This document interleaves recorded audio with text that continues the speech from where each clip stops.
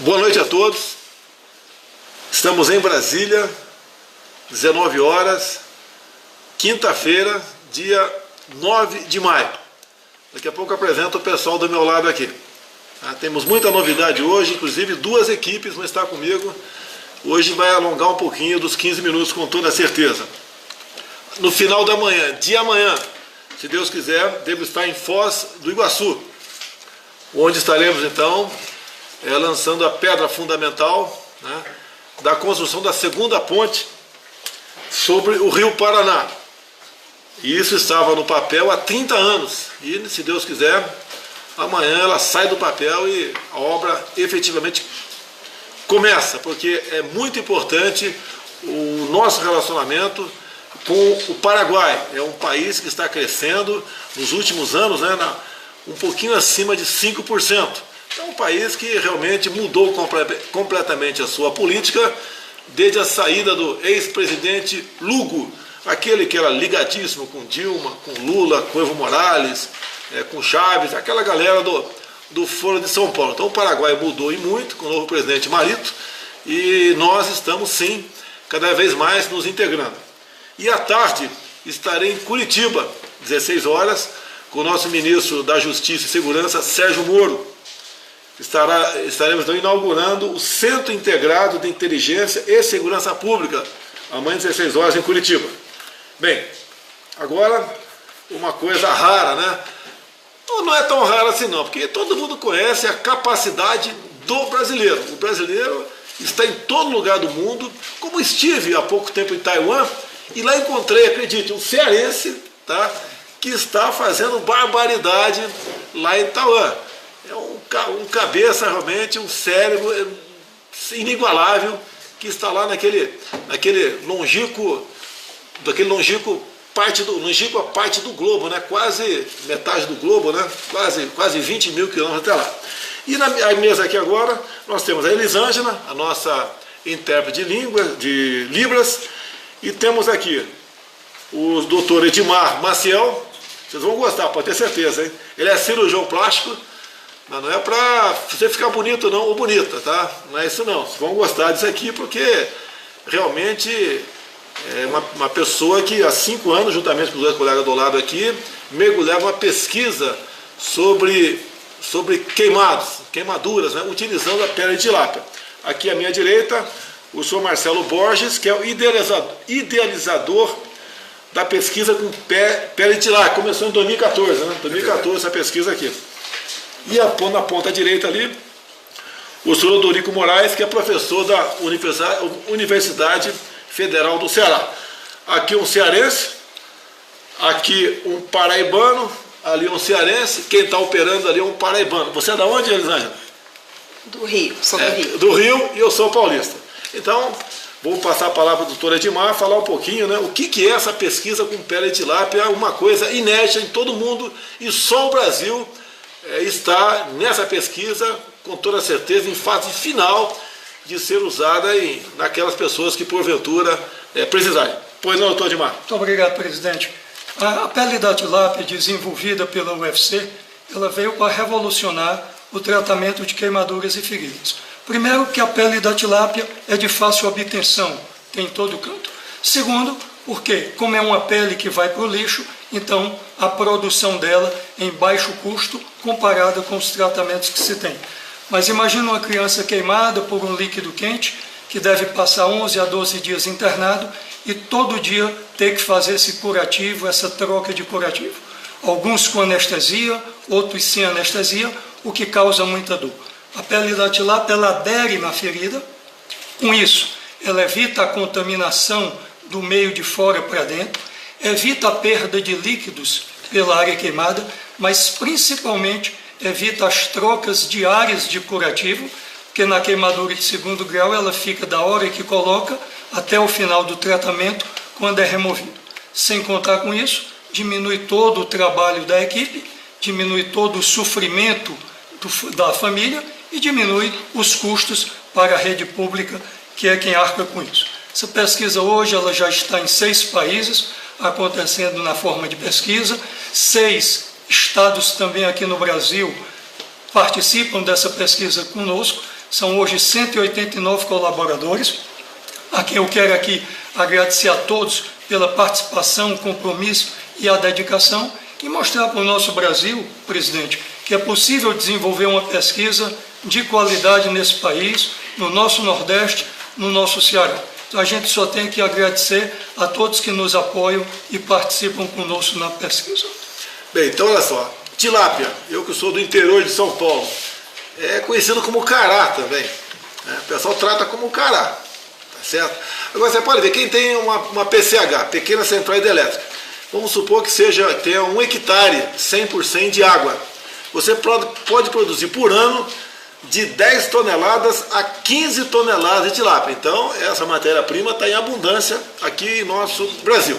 Resumindo o que ele falou aqui, quem de nós já não viu, né? Um parente, um amigo, um vizinho, que sofreu queimaduras porque alguém estava passando um café com água a 100 graus ali, né? 100 graus Celsius, e caiu numa criança ou caiu nele mesmo. Uma queimadura essa de que grau que é com água fervente? 2º grau. 2º grau. Ou então alguém que se aproxima de uma fogueira de São João, está tomando está com a cachaça, com a cabeça cheia de cachaça e cai em cima do braseiro de São João. E fica ali, por exemplo, alguns poucos segundos. Essa queimadura é de que grau? Pode ser 2º profundo ou 3º grau. Tratamento para isso, pele de tilápia. Custo, infinitamente não, né? Menos da metade do preço muito inferior do tradicional de hoje em dia. Também redução de dor. Imaginou trocar curativo?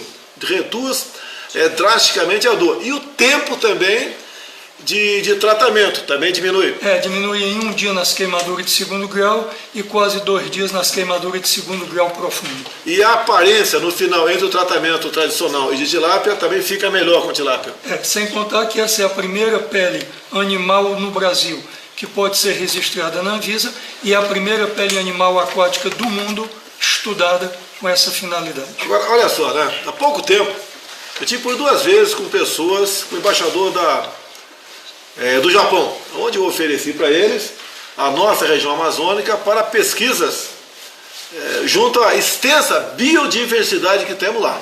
Se com a tilápia chegamos a isso, com toda certeza, né, fazendo uma parceria, sempre falo em parceria, com países, outros quaisquer, no caso aqui eu citei aqui o Japão. Imagine o que nós poderemos conseguir naquela região. Até mesmo, quem sabe, né, vencemos etapas para a cura de muita doença.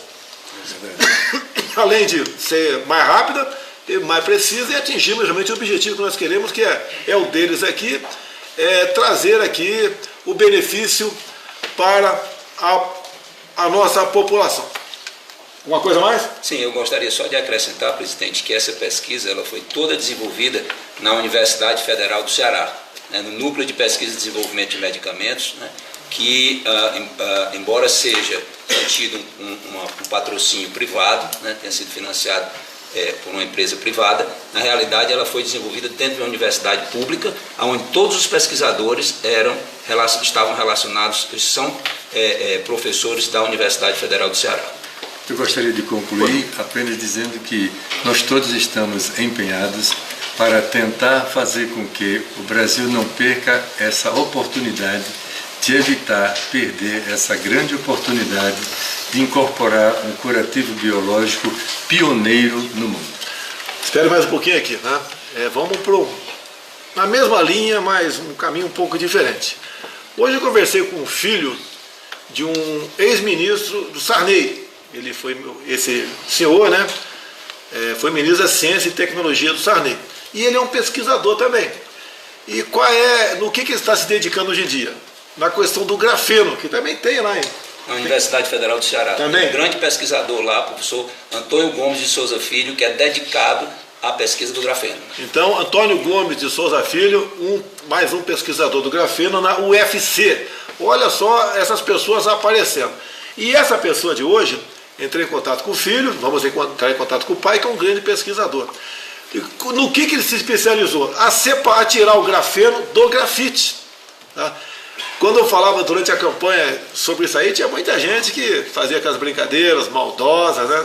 Talvez pessoas super inteligentes, ok? Mas que não apresentavam de nada de novidade para o mundo. Então o grafeno é uma realidade e se quem conseguir uma tecnologia para tirar em maior quantidade, separar o grafeno do grafite, com toda certeza, será um salto para esse país, para quem detiver a patente dessa forma de conseguir essa separação, porque a pesquisa do grafeno as utilidades do grafeno são infinitas, aquela história, repetindo, muita gente já ouviu, um fio de grafeno levanta um elefante, 1 grama de grafeno preenche um campo de futebol. Por quê? Eu confesso, a primeira vez que eu ouvi falar, eu fiquei até preocupado, será que eu estou falando besteira aí? É o único material biplano. As moléculas, teoricamente, tá ok, pessoal, que eu não manjo esse negócio, você joga na mesa, elas se reagrupam e formam uma espécie de tela. Nós temos uma jovem, né, recém-formada pelo Instituto Militar de Engenharia, que está na prancheta uma tela de grafeno. O que essa tela faz? Dessanaliza a água do mar, ou pega a água dos lençóis nossos, freáticos, salobra, e também dessanaliza e transforma-se em água potável. Imagine, já que os senhores estão no Nordeste aqui, a que distância nós estamos de tratarmos a água, tornar a água realmente potável com essa tecnologia que é de uma brasileira.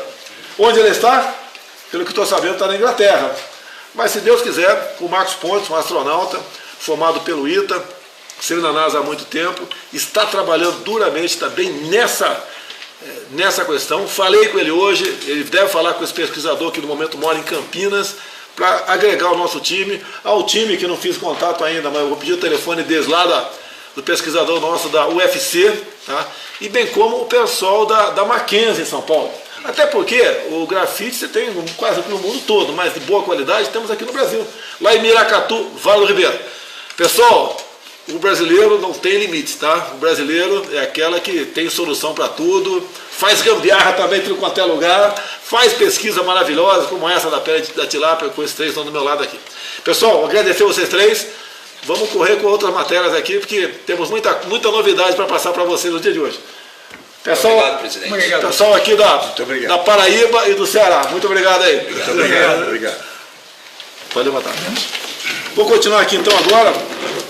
No dia de ontem, nós aqui apresentamos, via Marcos Pontes, né, numa teleconferência com a garotada de uma escola bem no interiorzão, lá no interiorzão de Goiás, chamada Cavalcante, da escola Calunga. E o que é que foi apresentado ontem aqui? Nós temos um satélite que nos custa, né, levando-se em conta a vida útil dele, o seu preço, né, ele nos custa R$800 mil por dia. E o que o Marcos Pontes começou a fazer desde o início do ano? Há 2 anos o satélite estava no espaço e nós tínhamos meia dúzia pontos aqui no Brasil. Que ponto é esse aqui? Serve para sinais de internet, por exemplo. E tínhamos apenas meia dúzia de pontos. O Marcos Pontes começou a trabalhar junto com a sua equipe nessa questão. Hoje nós temos no Brasil 2.800 pontos, 2.800 pontos. Em 2.800 pontos, sendo que pouco mais de 2.000 estão no Nordeste. E onde estão esses pontos? Dentro das escolas. Então tem lá uma antena, tem lá um roteador, esse mesmo, que transmite sinal de Wi-Fi, num raio de 300 metros, e a garotada toda, então, dessas 2.800 escolas, que atingiu a marca de 1 milhão de estudantes, estão tendo acesso à internet. Até o final do ano, o Marcos Pontes falou que vai instalar 10 mil pontos de internet em escolas e também em comunidades, né? E nós temos a capacidade para 50 mil pontos.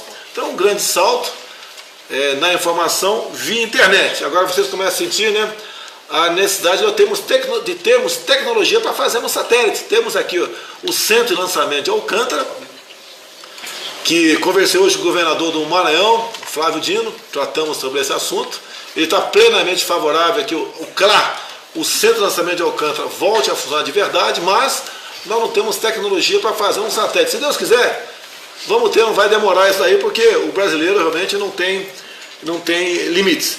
Então, esse programa chamado GESAC, é Governo Eletrônico de Serviço de Atendimento ao Cidadão.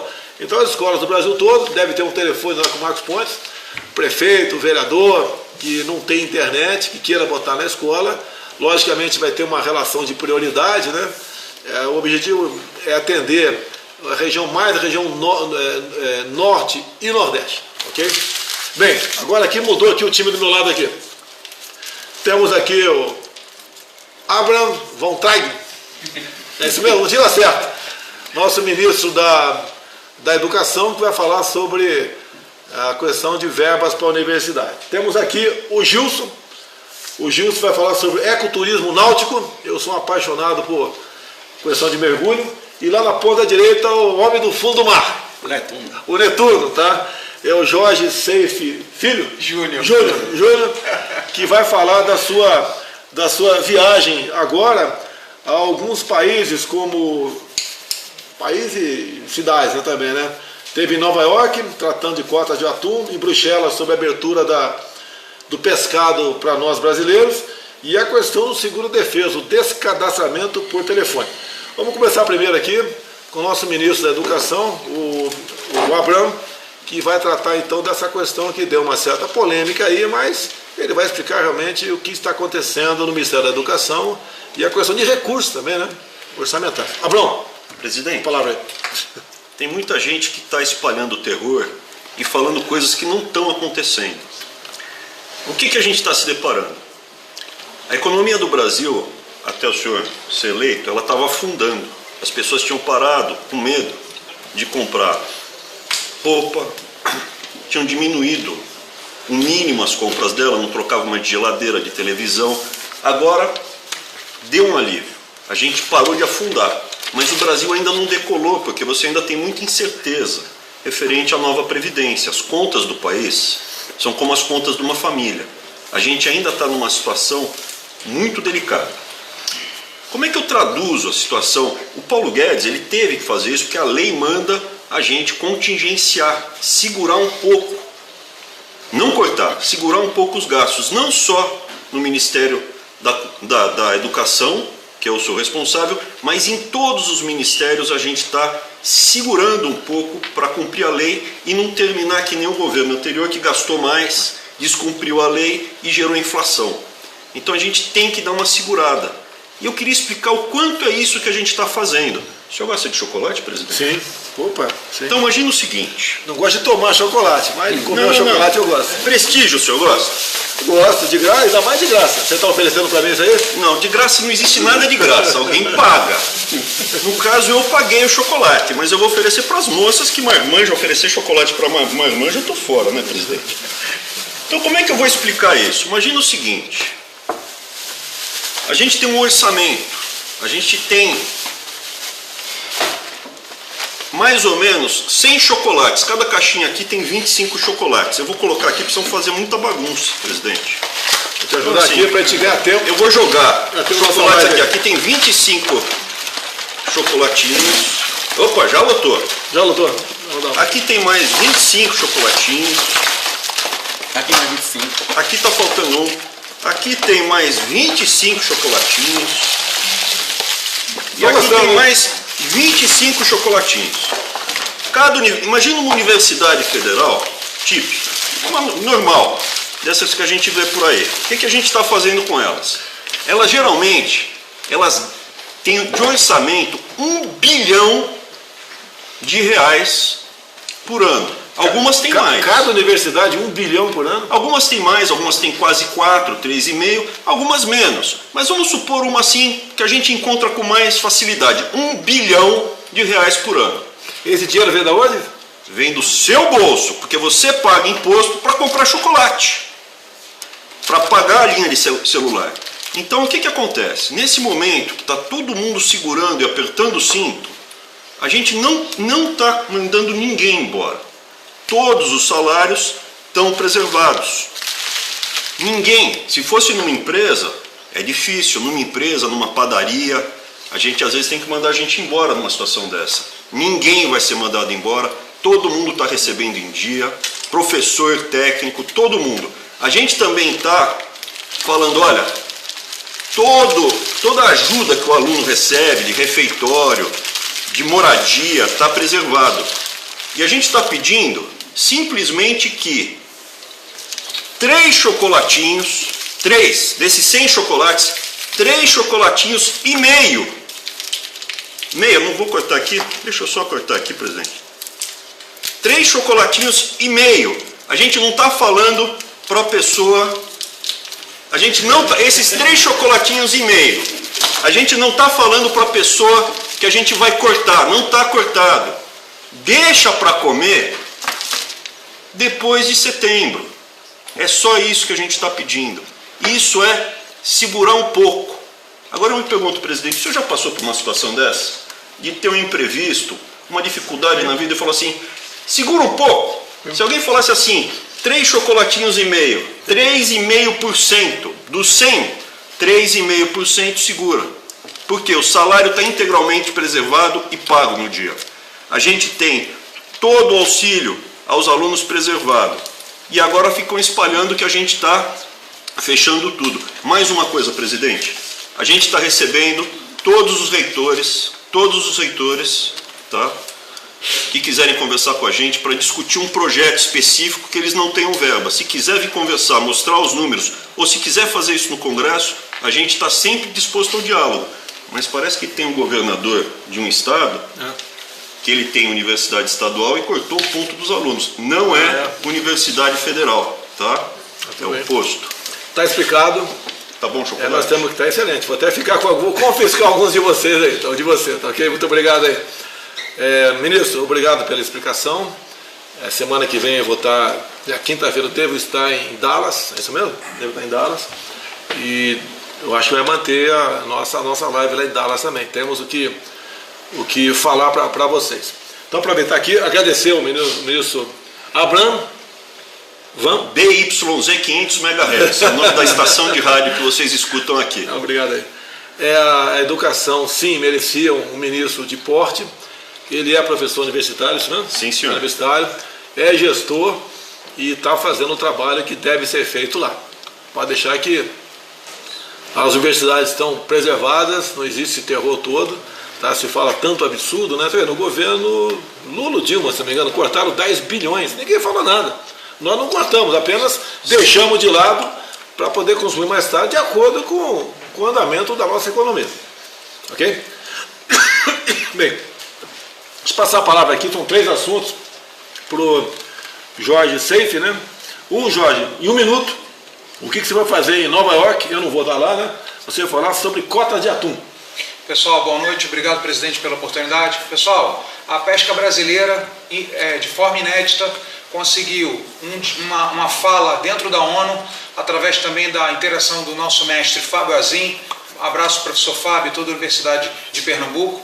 E fomos lá, na reunião que antecede a decisão das cotas de atum, que será em novembro, e brigamos. Tivemos uma fala muito dura, porque hoje a maioria das cotas de captura, que as cotas de captura de atum não são designadas pelos países, e é um órgão internacional chamado ICCAT. Então, aos produtores de atum, aos pescadores de atum, fomos lá na ONU, representando o Brasil, e falamos lá pesado para que eles reavaliem a questão das cotas para os países de desenvolvimento, que é o caso do Brasil. Capitão, fizemos lá um trabalho muito bacana. Primeiro assunto tratado aqui. Outra coisa, hoje em comissão especial, né, que analisa a medida provisória sobre reestruturação do governo, uma das medidas tomadas pela comissão, falta ser referendado pelo plenário, que pode não acontecer. Estão pegando a COAF lá do Ministério da Justiça, do Sérgio Moro, e mandando lá para o Ministério da Economia, do Paulo Guedes. A gente espera que o plenário da Câmara, do Senado, da Câmara e do Senado mantenha o COAF lá com o Ministério da Justiça, porque é uma ferramenta muito forte na mão do nosso ministro Sérgio Moro para combater realmente a lavagem de dinheiro e a corrupção, entre outras medidas. Ok? Deixa eu aproveitar aqui rapidamente, passar para meu amigo Gilson, Câmara da Peste de Pernambuco, é isso mesmo, Gilson? Isso mesmo. Isso mesmo. Então você vai falar aqui, Gilson, do ecoturismo náutico. 2 minutos, Gilson. Nós estamos promovendo na próxima semana, aqui no Ministério do Meio Ambiente, o primeiro workshop do programa de revitalização do ecoturismo náutico no Brasil. Por que isso? O Brasil possui hoje o número 1 do mundo, nós somos o número 1 do mundo em riquezas naturais, em belezas naturais, segundo a Organização Mundial do Turismo. E nós precisamos transformar isso em números reais para a economia. O ecoturismo e o turismo empregam toda a cadeia produtiva de 52 tipos de atividades, do piloto de avião ao piloto de van, ao cozinheiro, e através de um litoral enorme que nós temos, de mais de 8.500 quilômetros de costa, nós temos mais de 35 mil quilômetros de margens de rio e mais de 9 mil quilômetros de lagoas. nós poderemos fazer várias atividades náuticas que gerem emprego, renda, tipo recifes artificiais, afundamentos de navio para que a fauna venha, para que exista o turismo contemplativo. Nós podemos fazer atividade náutica, pesca esportiva, nós podemos fazer pias marinas. Então vamos fazer esse workshop para justamente ouvir toda a cadeia que envolve a cadeia da indústria náutica, a cadeia da receita, que é quem calcula e taxa os impostos hoje, que são muito altos no Brasil para importação de barco, para importação de eletrônicos, para importação de motores e peças que servem para a indústria náutica. Enfim, vamos fazer tudo isso daí para que realmente a gente consiga transformar em números reais o posto de número 1 do mundo em belezas naturais, porque o Brasil hoje ocupa o 27º lugar em recebimento de turistas estrangeiros no mundo e somos o 3º hoje na América do Sul, infelizmente. Mas a gente vai mudar isso nesse governo, eu não tenho dúvida disso. Outra coisa, eu tive ontem no Conotel, presidente, que é o Congresso Nacional de Hotéis em Goiânia, e o pessoal lá está muito animado, muito satisfeito com os números que já estão sendo vislumbrados. Por exemplo, a violência diminuiu no país da gente. Sim, 25%. 25% ontem, foi unânime, inclusive o presidente da BIH, o Manuelzinho, mandou um abraço para o senhor, parabenizou o senhor pessoalmente. Quando aprovar o projeto anticrime do Moro, vai diminuir mais ainda a violência no nosso Brasil. A perspectiva para números de turistas estrangeiros cada vez cresce mais, só com a abertura de visto para o Japão, Estados Unidos, Canadá e Austrália, a procura já aumentou em torno de 75%. Então, eu não tenho dúvida que se o Brasil quiser sair do desemprego que a gente está lutando contra isso daí, em apenas 4 meses, a gente vai ter que investir no turismo, pois temos hoje em torno de 45% a 50% de capacidade ociosa de hotéis fechados, o dono do hotel com a chave na mão e o quarto lá fechado, esperando gente chegar. A não reciprocidade de vistos já aumentou a confirmação de passagens aéreas, né, de outros países para cá. É verdade, okay. Com certeza. Outro gargalo que foi detectado lá ontem é o preço das passagens aéreas. Absurdo, isso está um absurdo. Hoje você uma passagem de Recife, por exemplo, para Brasília, você paga no mínimo em torno de R$ 1.200 uma perna. Então o elemento vem de fora, por exemplo, vamos supor que nós estamos aqui em Brasília, quer fazer um turismo no Brasil.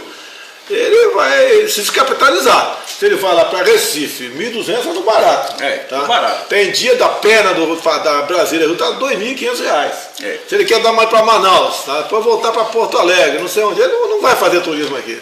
Dessa forma não vai fazer turismo. Você pode ver, o preço do ICMS da querosene de aviação em São Paulo é um dos menores aqui do Brasil. O Rio de Janeiro quer fazer a mesma coisa agora.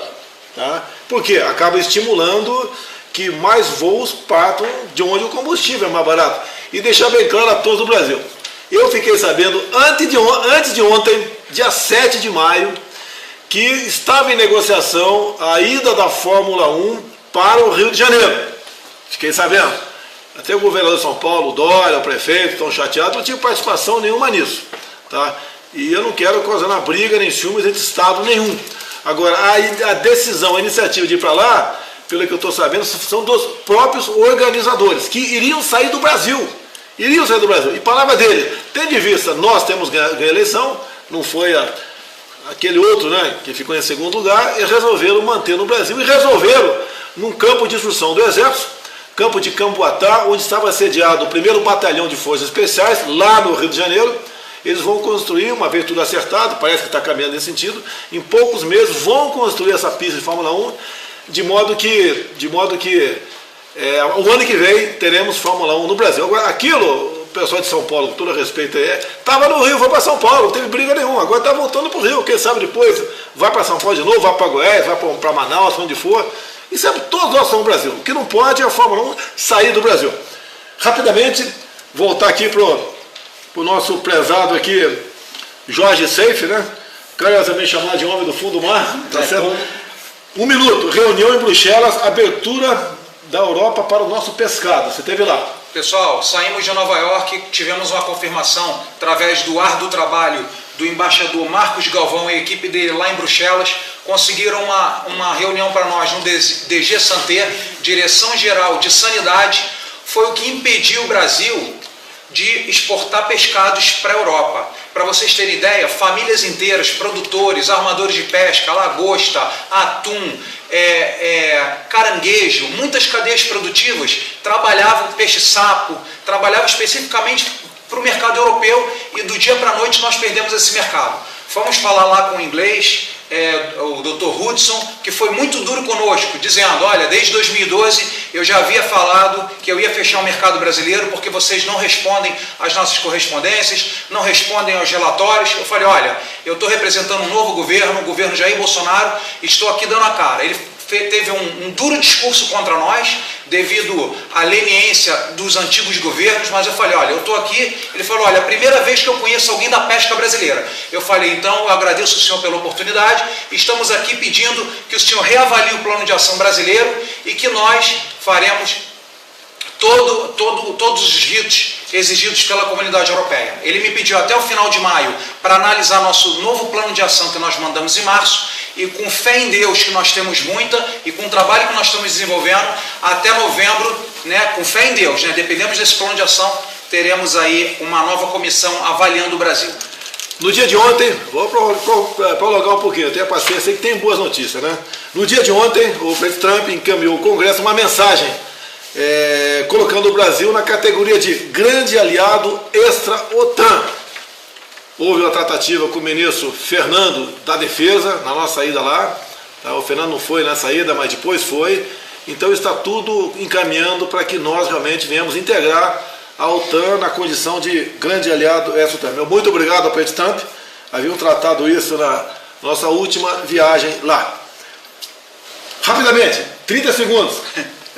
Para o pessoal que está lá no seguro defesa, mas está no Mandrake, seguro defesa. Como é que faz para sair do seguro defesa? Pessoal, vocês ligaram para nós, mandaram mensagem dizendo, olha, eu quero sair sozinho do seguro defesa, sem depender somente das colônias. Então nós conversamos com o INSS, agradeço o presidente do INSS, Dr. Renato, e a partir de segunda-feira, dia 13, as pessoas vão poder ligar para o telefone 135 e fazer o seu descadastro. E já muitas pessoas estão se descadastrando. Lembrando, pessoal, não queremos problema em acusar ninguém de falsidade ideológica. Você não é pescador, abandonou a atividade, está fazendo outra coisa na sua vida, liga para o 135 a partir de segunda-feira, se descredencia para não ser acusado de falsidade ideológica, para não ter problema com a justiça. Vamos resolver e vamos ajeitar o nosso Brasil. Dois assuntos. Se Deus quiser, na terça-feira à noite, partiremos para o Texas, Dallas, tá? Não mais Nova York, porque o prefeito, já que não quer nossa presença lá, não tem problema, fique tranquilo. Eu respeito aí o seu interesse não está aí. Não sei que você está ganhando com isso, mas respeito o interesse dele. Estaremos no Texas, então, em Dallas, na quarta e quinta-feira. Seremos recebidos pelo ex-presidente Bush, estaremos também com o senador Ted Cruz, entre outras autoridades, empresários brasileiros, para fazermos aquela agenda que faríamos em Nova York, tá? Onde receberei então aquela premiação por parte da Câmara de Comércio do Brasil e dos Estados Unidos. E encerrando a questão do decreto dos CACs. Na verdade é mais do que CACs, né? CAC é colecionador, atirador e caçador. Deixe bem claro, o caçador está perdido aí. Não existe liberação de caça no Brasil. A única caça liberada com restrição no Brasil é a do javali, mas nada além disso. E ninguém vai liberar caça. Você quer que o pessoal caça tucano por aí? Não há perigo. Caça capivara? Não. O animal vai no ecoturismo. Caça Bambi? Não. Tá rezando por quê? Eu sou São Paulino. Não falei nada aqui, tá? Caça tatu? Não, tem que tatu. Quem está lá no campo lá, com toda certeza, caça alguns de vez em quando ali. Caça não está liberado. Então, entre outras coisas, decidido no decreto aqui, o homem do campo, a posse de arma de fogo, que era só dentro da tua residência, em todo o período da tua fazenda, de 100, 200, 500 mil hectares, ele vai poder andar com arma na cintura. Essa pessoa que tinha posse de arma de fogo apenas, o porte, tinha direito a 50 cartuchos por ano, vai ter direito a 1000 agora, 20 vezes mais. O monopólio acaba, logicamente não vale para fuzil, né? Mas vai poder comprar armamento lá fora. A gente pode na próxima live entrar em detalhes tocante a isso. Uma coisa importante, né, também, o porte de arma de fogo vale para todas as armas. Imagine se você tem um Fusca em casa, tirar a carteira para o Fusca. Daí você compra um Sica Chambord, vai ter que... Tirei do fundo do baú, né? Outra carteira para o Sica Chambord. Agora eu tenho tempo aqui. Compra um DKV. Também, compra o Oldsmobile. Então, a mesma carteira vai valer para posse e porte de todas as suas armas. Eu acho que tá de bom tamanho, né? Eu acho que está de bom tamanho. Não é promessa de campanha. Nós fomos no limite da lei. Eu não vou repercutir esse assunto aqui. Tem certas fake news, mentiras a meu respeito, que se eu for dizer aqui as mentiras que falo, vai gente pegar parte da coisa que eu estou falando aqui e interpretar como verdade. Okay?